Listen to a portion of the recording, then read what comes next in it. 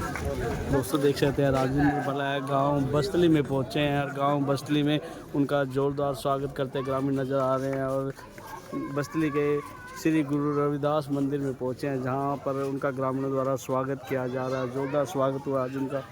दोस्तों देख सकते हैं गांव बस्तली में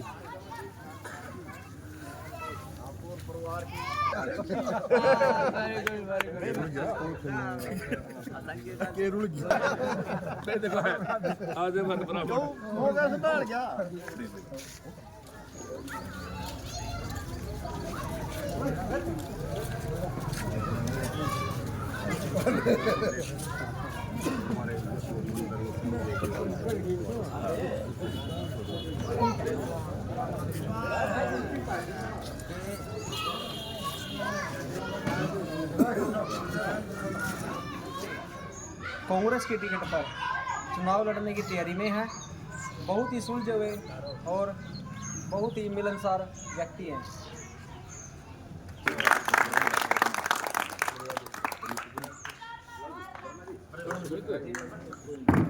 चौधरी अनिल कुमार जी एडवोकेट भी हैं।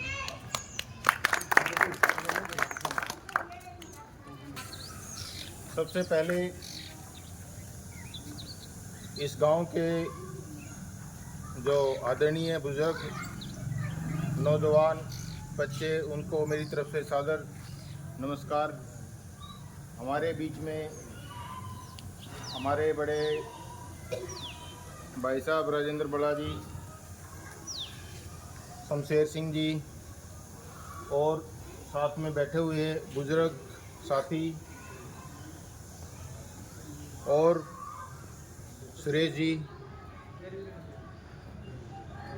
जो मुहिम आपने छेड़ी है बेरोजगारी के खिलाफ, भ्रष्टाचार के खिलाफ, आपने देखा होगा राहुल गांधी जी ने पदयात्रा करके आम जन लोगों के बीच में जाके जो आम लोगों के मुद्दे थे उन मुद्दों को उठाया और उन मुद्दों को उठाकर जैसे 18वीं लोकसभा बनी, उन मुद्दों को जो आम जनता को प्रभावित करते थे, चाहे बेरोजगारी का मुद्दा हो, चाहे शिक्षा का मुद्दा हो, चाहे नीट परीक्षा में छेड़खानी का, पेपर लीक का मुद्दा हो। और मेरे साथ आए शेर सिंह जी, अनिल जी, इस गांव के बुजुर्गों नौजवान साथी। देखिए, चुनाव की घंटी अब से करीबन 1.5 महीने के बाद बजने वाली है और सभी पार्टियां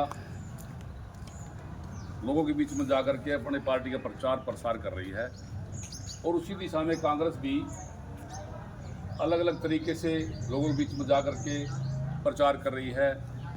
और इसी कड़ी में आज हम आपके गांव में आए हैं, हम अपने विचार रखने के लिए, आपको बताने के लिए कि भाई कांग्रेस ने क्या किया है और दोबारा कांग्रेस की क्यों ज़रूरत है। इसीलिए हम आपके बीच में आए हैं। मैं यहाँ पर आया, मेरे साथी आए, आपने स्वागत किया, आपका बहुत बहुत धन्यवाद। मैं आपको बताना चाहूँगा कि कांग्रेस वो पार्टी है जिसने आज से 70 साल पहले देश को गुलामी से निकाला था, आज़ाद कराया। और तब हमारे देश में सुई भी नहीं बनती थी। उस समय के हालात के अनुसार आज हम मतलब कहाँ लेकर आई कांग्रेस हमारे को। लेकिन हो सकता है समय के अनुसार कहीं चूक भी होगी। और पिछले 2014 में कुछ पार्टियों ने मिलकर के, जिसका नाम एनडीए है, और खासकर मुख्य जो भारतीय जनता पार्टी है, उसने षड्यंत्र के तहत झूठ बोल करके आप लोगों से राज को ले लिया, लेकिन वो राज चला नहीं पाए।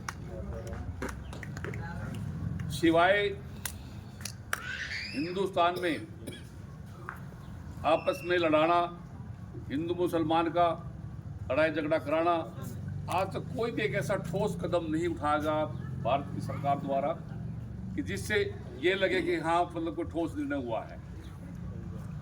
जितनी भी संस्थाएं पहले से बनी हुई है, नरेंद्र मोदी जी ने कोई भी एक ऐसी संस्था नहीं बनाई है जिसको आने वाले समय में मतलब देश याद रखे कि भी ऐसी संस्था बनाई है। जैसे पिछले जो इसरो थी, जो और कंपनियां बहुत हैं, लेकिन यहाँ पर भारत की सरकार द्वारा सिर्फ उनको बेचा गया है। उनको बेचा गया है, चाहे LIC है, चाहे एयरलाइंस है, चाहे और कंपनियां हैं, उनको बेचा गया है। और ये क्या करके भी ये घाटे में है और अपने आदमियों को दे दिया गया उनको। वो संपत्ति आपकी थी, आप लोगों के टैक्स से ये बढ़ता है सब कुछ जो आप टैक्स देते हो। हर इंसान टैक्स देता है, वो किसी न किसी जो हम खरीदारी करते हैं उस पर सब पर टैक्स होता है। और कांग्रेस एक ऐसी पार्टी है जिसने आपका भविष्य, आपके बच्चों का भविष्य, आपकी खेती से लेकर के मजदूरी से लेकर के मजदूर की दशा से सुधारने को लेकर के एक ऐसे कदम उठाए हैं जो आज भी लोग याद करते हैं। आपको याद होगा कि सन 75 में हमारे को प्लॉट दिए गए थे, 100 गज के प्लॉट दिए गए थे। वो क्यों दिए गए थे? उनको पता था कि भी गांव में स्थिति क्या है। लेकिन इस सरकार ने कोई कदम ऐसा नहीं उठाया। महंगाई को कंट्रोल करने के लिए कांग्रेस ने हमेशा ही कदम उठाए। और कोई GST जो GST लगा रखा है इस टाइम, उस GST लगाने से पूरे ही सिस्टम का व्यापार का ठप हो गया है। उधर नोटबंदी करी थी किस लिए कि नोटबंदी करेंगे, उससे क्या है कि नकली नोट मिले छपेंगे, वो छपने बंद हो जाएंगे और जो नकली नोट है उसका प्रचार प्रसार बंद हो जाएगा। लेकिन उसका कोई असर नहीं हुआ और जितनी करेंसी थी उतनी वापस आ गई। यानी कि कुछ अपने आदमी को फायदा पहुंचाने के लिए उस टाइम उत्तर प्रदेश की सरकार का चुनाव था, सिर्फ उसको पूरा करने के लिए उन लोगों ने ऐसा किया और अब सरकार बना ली वहाँ पर। 2016 में ऐसा निर्णय लिया इन्होंने और जिसके परिणाम हम आज भी भुगत रहे हैं। उस समय कितने मतलब लोगों के साथ कितने जो नोटबंदी हुई है, नोटबंदी को लेकर के करीबन उस समय 100-125 के करीब हमारी डेथ हुई उस टाइम। और जो समस्याएं पैदा हुई वो अलग है। जो हमारा कोरोना काल था, कोरोना काल में सरकार का जो कार्यकाल देखा आपने किस तरह से रहा। ऑक्सीजन नहीं थी, दवाइयाँ नहीं थी, लोग तड़प तड़प कर मरे हैं और खासकर मजदूरों की हालत ज़्यादा खराब हुई। कैसे कैसे वो आज भी याद आता है जो मंजर, तो बहुत दुख होता है। मेरा कहने का मतलब ये है कि भाई सरकार ने, इस सरकार में कांग्रेस की सरकार में काफ़ी अंतर है। अगर आप देखो तो, विचार करो तो, और आज विचार करने की ज़रूरत भी है क्योंकि समय आ गया है। इसी तरह से झूठ बोल लेंगे, आपको बताएंगे आपको। अभी कल जो ना कह रहे भाई MSP पे खरीद देंगे। अरे MSP खरीदो, तुम गारंटी दे दो MSP खरीद देंगे। गारंटी देते हैं लेकिन कहते भी हम खरीद देंगे। वो जो रेट पहले से तय है उस पर तो खरीद देंगे ही, लेकिन गारंटी देने में इतराज़ क्या है? जो तुम कर रहे हो केंद्र की सरकार को। यहाँ 750 किसान मर के धरने पे बैठे थे, 1.5 साल 1.25 साल धरना रहा। एक भी किसी भी सरकारी किसी आदमी ने ये तक नहीं कहा कि भाई ये गलत हुआ है। उनकी जो बेचारे की जो मृत्यु हुई है, जो उनके शहीद हुए हैं, किसी ने 2 शब्द नहीं कहे। अभी जो हमारी जो सरकार है, जो आने वाली सरकार है, जो हरियाणा सरकार है, उसने संकल्प लिया है कि भाई हम जो शहीद हुए हैं उनको भी हम मतलब ना 20-25 लाख या 50 लाख रुपये दिए जाएंगे और एक वर्ष से नौकरी दी जाएगी। और आने वाली सरकार में जो हमने जो संकल्प लिया है 6000 पेंशन करेंगे, सिलेंडर 500 रुपये का होगा। तो इस तरह की जो हम 10 स्कीमें वो लेकर के आ रहे हैं। और जो 100 गज के प्लाट है जो हमें पहले जो दिए गए थे, पिछले 10 साल में जो दिए गए थे, उसमें कुछ रह गए थे, उनको दोबारा से शुरू किया जाएगा। जो टंकी है पानी की वो लागू की जाएगी, पेंशन लागू की जाएगी। जो पेंशन का तरीका इन्होंने चेंज कर दिया। जैसे पहले पेंशन बनती थी BPL, अब BPL में ऐसे सिस्टम बना दिया उन्होंने। BPL में जो आने चाहिए वो तो आ रहे, जो दूसरे आ रहे वो आ रहे। यानी कि मेरा कहने का मतलब ये है कि सिवाय अभी मेरे साथी अनिल जी बता रहे थे कि नौकरियों में इतना गड़बड़ झाला है कि आप सोच भी नहीं सकते। कहते पर्ची खर्ची नहीं, जो ये दो दूसरे जो क्लास 1 और क्लास 2 जो अफसर हैं, जो गुजरात के बाहर के, मध्य प्रदेश के, उत्तर प्रदेश के जो लगे हुए हैं, उनकी पर्ची कहाँ से आई, वो कैसे लगे यहाँ पर? क्या हमारे बच्चे काबिल नहीं थे? जब हमारे बच्चे पढ़े लिखे हैं, हमारे बच्चे इतने जागरूक हैं, वो आज मतलब हिंदुस्तान में नंबर 1 पर रहता है, लेकिन इनके एग्ज़ाम में वो कैसे रह गया? वो उत्तर प्रदेश के, गुजरात के ही लड़के लगे। जो हमारे क्लास 2 अफसर है, अभी पीछे आपको याद होगा 3-4 साल पहले की बात है, 80 पोस्टें थी BSDO की बिजली बोर्ड में, 78 पोस्टें इन्होंने लगा दी, लेकिन हमारे नेताओं ने उस बात को आवाज़ उठाई और वो मतलब कैंसिल हुई। और उसके बाद नहीं, आपको याद होगा पिछले 3 साल पहले SPSC के दफ्तर से 90 लाख रुपये SP के दफ्तर से सेक्रेटरी के दराज से निकाले। तो जब कहते हैं नौकरी बिकती नहीं तो फिर पैसे कहाँ से आए? उसकी कोई जांच पड़ताल नहीं, क्या जांच होगी लेकिन कोई जांच पड़ताल नहीं, सिवाय लिपापोती कर दी जाती है और आप लोगों को भ्रमित किया जाता है हम ये करेंगे वो करेंगे। हमारे को 5 किलो अनाज में बल हो रखा है। आप लोग थोड़ा सा समझें और अपनी बात को समझें, अपनी ताकत को समझें, आपकी वोट की ताकत को समझें। आपके पास ये बाबा साहब ने जो अधिकार दिया था आप उसको समझें। आज ज़रूरत है सोचने की। अगर आप नहीं सोचोगे तो इसी तरह फिर मतलब 5 साल के लिए चले जाओगे आप। देखिए जब चुनाव आता है, चुनाव में ना आपके पास 15 दिन का समय होता है। 15 दिन में सभी पार्टी आती है और अपने अपने डमरू बजाती है, ढोल नगाड़े बजाती है और वो आपको देखते हैं, उसमें जाल में फंसाती है आपको। अब कौन फंसता है कौन नहीं फंसता है, और वो अपना जाल फंसा के अपना दूसरा कर लेती हैं और वो अपने हिसाब से अपना राज बढ़ा लेते हैं। जागरूक रहना चाहिए, आप लोगों को समझदार होना चाहिए अपने वोट के प्रति, वोट की ताकत के प्रति।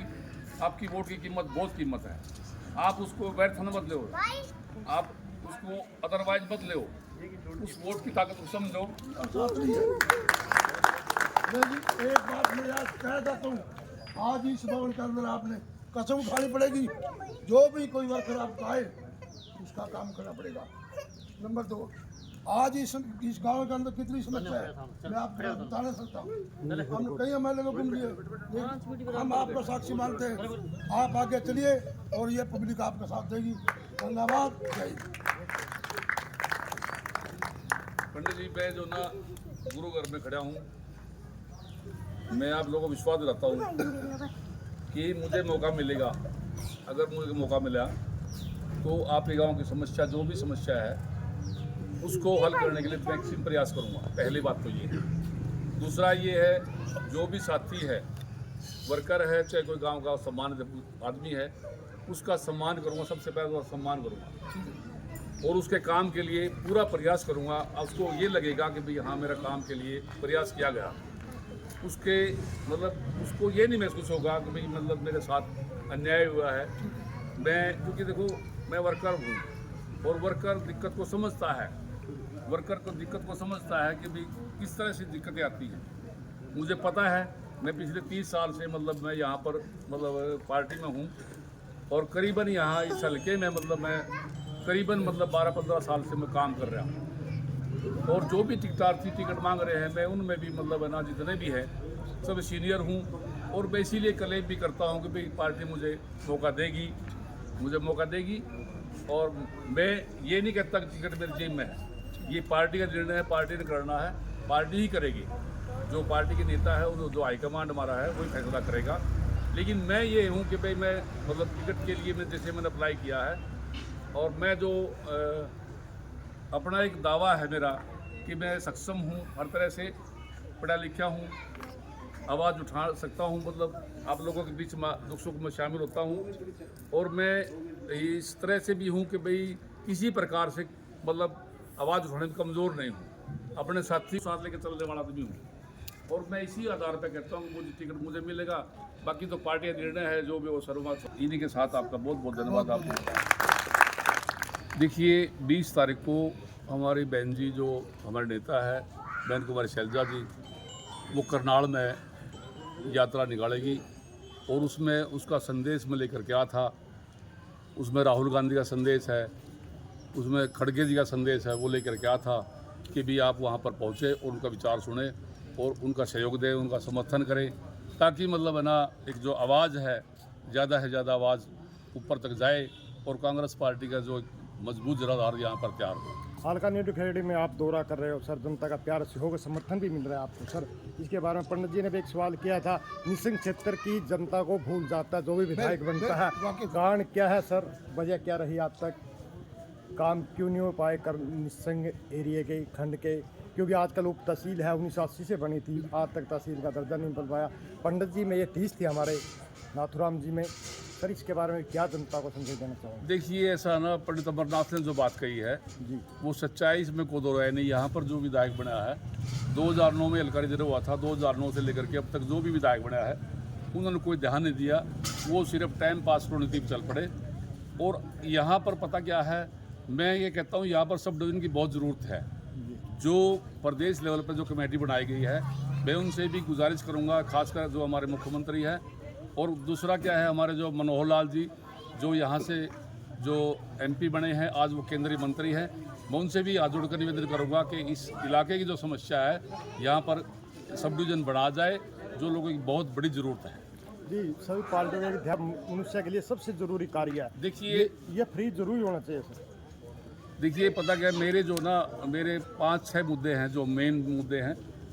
पानी का मुद्दा है सबसे बड़ा, स्वास्थ्य का मुद्दा है, शिक्षा का मुद्दा है, सड़कें हैं, और दूसरा है लॉ एंड ऑर्डर का। मेरे जो मेन मुद्दे हैं, जो अगर मुझे मौका मिलेगा तो मैं उस दिशा में काम करूँगा।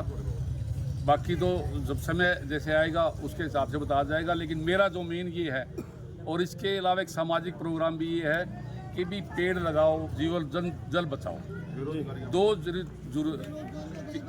तीसरा क्या है कि जो बेरोजगारी का मुद्दा ये है कि जो यहाँ पर जो इस समय जो ना हरियाणा सरकार में 2 लाख वैकेंसी खाली पड़ी, और इस सरकार ने मैं ज़्यादा नहीं कहता 1.5-2 लाख जो ना उस सक्षम में DC रेट पे या वो क्या कौन से बैंक के हिसाब से भर्ती कर रखे हैं,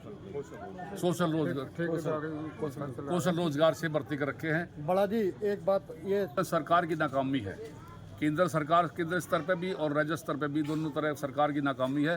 सरकार ने जानबूझ करके ये ऐसी नीतियां बना दी है और हमारा युवा हताश होकर के वो यहाँ से विदेश की ओर प्लान कर रहा है। तो अगर आपको मौका मिलेगा तो बेरोजगारी दूर हो जाएगी जी? नहीं, मेरे को मौका मिलेगा, जो हमारी पॉलिसी नहीं है, जो इन्होंने पॉलिसी बना रखी है, जो कौशल रोजगार है उसको हम चेंज करेंगे। और ख़ासकर जो पोर्टल जो सिस्टम जो छेड़ रखे हैं इन्होंने, पोर्टल में आम आदमी फंसा हुआ है, वो सारा दिन मतलब है ना उस पोर्टल के पीछे लगा रहता है, जबकि वहाँ पर कुछ नहीं हो रहा है। पोर्टल के हिसाब से ही जो अनावश्यक पोर्टल है सब बंद किए जाएंगे, इनकी कोई ज़रूरत नहीं है। तो नीलोखेड़ी से आप ताल ठोकने वाले हैं जिस बात? नीलोखेड़ी से ताल ठोकने की, देखो मैंने अप्लाई किया है और मेरी तो ताल ठुकी हुई है, इसमें कोई दौर में ताल नहीं कह सकता उसको। देखिए मेरा तो, मैं वर्कर हूँ, पार्टी का वर्कर हूँ, मैंने टिकट के लिए अप्लाई किया है। मैं पिछले 12-15 साल से यहाँ पर काम कर रहा हूँ, और मैं सबसे जितने भी टिकट मांग रहे हैं, हमारे जितने साथी हैं वो टिकट मांग रहे हैं, मैं उनसे सबसे सीनियर हूँ और सक्षम हूँ सबसे ज़्यादा। और पार्टी इस बात पर विचार करेगी। वफादार हूँ पार्टी का, वफादार हूँ, निष्ठावान हूँ और कर्मठ हूँ, इसमें कोई दो राय नहीं है। और मुझे विश्वास है कि पार्टी मुझे मौका देगी, और मौका देगी तो मैं आप लोगों के बीच में आऊँगा और आप लोगों से पार्टी की वोट के लिए अपील करूँगा। उसके बाद जो निर्णय जनता का होगा उसका स्वागत करेंगे। ये थे राजेंद्र बड़ा जी। पंडित जी, बड़ा जी के सामने हम ये कहेंगे जी, आज तक गांव इस ब्लॉक के अंदर ही किसी भी MLA ने, किसी भी सांसद ने यहाँ आकर काम नहीं किया जी। MLA तुम्हारे गांव के अंदर के रहे या कहीं? सुनिए, हम उसके पास जाते थे और किसी जाते थे। इस गांव की समस्या, इन बच्चों की समस्या इतनी है, आप पत्रकार महोदय जी, हर एक आदमी से अपनी समस्या जाएगा। इस गांव के अंदर इतनी समस्या बहुत तगड़ी है राजेंद्र बड़ा जी, यहाँ निकासी नहीं है। आप यकीन मानोगे, आपकी आंखों में आंसू आएंगे। ये बस्ती का पानी यहाँ रुक जाता है और बस्ती के ऊपर घर भी है। खुद मेरे भाई के घर आके पानी खड़ा है, ये नाला नहीं बन सकता, के ऊपर में पानी चल जाए। यहाँ गरीब बस्ती, मच्छर, माखी, तो शर्मा जी पहले सबसे पहले तो मौका देना पड़ेगा आपको। काम तो बाद में होंगे। ठीक है नहीं, मैं समस्या इनके लिए नहीं, वो वैसे रख रहे आपको। अभी तो राजेंद्र जी को बनाएंगे, फिर उस समस्या का निभा। एक आप भी कुछ बोल रहे थे। इतनी बदबू है, सड़क भी पार नहीं है नालिया की, सड़क भी पार नहीं है। हरिजना की भी जो बैकवर्ड क्लास की बस्ती ऑक्युपाइड है धर्मशाला, उसकी भी गेट से आगे निकासी नियम हो के भाई सारे पब्लिक देख सकते हैं। राजेंद्र बड़ा जी, लोगों की समस्याएं बहुत है और आज जी यहाँ एक जी मुर्ग बस्ती है जी, वो बैकवर्ड में है। बैकवर्ड में, तो आप जाके देखो नहीं, ये हरिजना में है। के घर के बाहर आगे गेट के आगे है। जहाँ वो बैठ कर रोटी नहीं खा सकते। तो राजेंद्र जी आप क्या कहेंगे, इतनी समस्याएं हैं, इसको देखते हुए आप क्या ग्रामीणों को क्या आश्वासन देंगे? फोटो तारो, देखिए हमारी क्या समस्या है? इस सरकार ने ना धर्मशाला की समस्या इस सरकार ने समस्या ही पैदा कर रखी है और उसका समाधान कुछ नहीं है। ना ये तो वो सिवाय जो ना सिर्फ इन लोगों को बकाने के और कोई रास्ता नहीं है। जो ठोस कार्य होने चाहिए वो बिल्कुल भी नहीं हुए हैं। खासकर चाहिए विधायक हो चाहे इससे पहला विधायक हो, किसी ने कोई ध्यान नहीं दिया है। जो जेन्युइन समस्या इनकी है ना, ये ग्रामीण सही कह रहे हैं, इसमें कोई दो राय नहीं है। जी समस्याओं की सरकार है, समस्याओं की सरकार है। ये दोस्तों आप देख सकते थे आज गांव बस्तली में आज राजेंद्र बल्ला पहुंचे थे और उन्होंने जो बहन शैलजा के जो संदेश यात्रा का मैसेज दिया और लोगों की समस्याएं सुनी। और आने वाले समय अगर कांग्रेस का जो वक्त होगा, अगर समस्याएं पूरी होंगी, दोस्तों आप वीडियो को लाइक शेयर जरूर करें।